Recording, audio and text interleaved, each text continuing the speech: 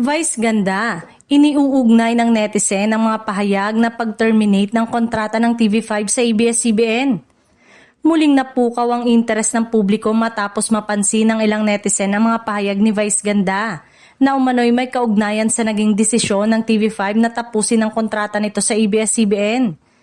Ayon sa mga netizen, tila kahalintulad ito ng sinapit ng It's Showtime na bigla na lamang nawala sa nasabing network matapos ang pagtatapos ng kanilang kasunduan. Matatandaang nagkaroon ng partnership ang ABS-CBN at TV5 na nagbunga ng pagpapalabas ng ilang kapamilya program sa kapatid network, kabilang na ang It's Showtime. Subalit kalaunan, natapos ang naturang kontrata at agad na napalitan ng ilang time slot ng mga bagong programa. Isang pangyayaring ikinumpara ng publiko sa umano'y biglaang pag-alis ng noontime show.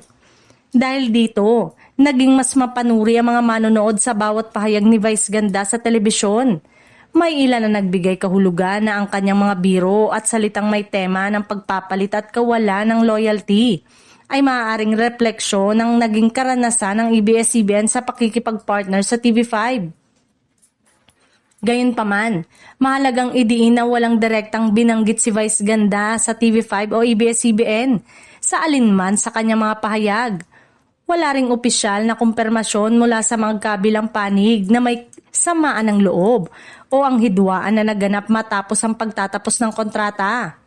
Sa panig ng TV5, nananatiling normal na proseso ng negosyo ang pagwawakas ng kasunduan, habang sa ABS-CBN naman ay walang inilalabas na pahayag na nagkukumpirma ng anumang issue. Sa kabila nito, patuloy pa ring pinag-uusapan ng publiko ang posibilidad na mga sinasabing patama ay bunga ng pagkadismaya ng mga artistang naapektuhan ng naturang desisyon. Sa ngayon, nananatili itong isang interpretasyon ng netizen, isang patunay ng emosyon at suporta ng mga manonood sa mga programang kanilang minahal.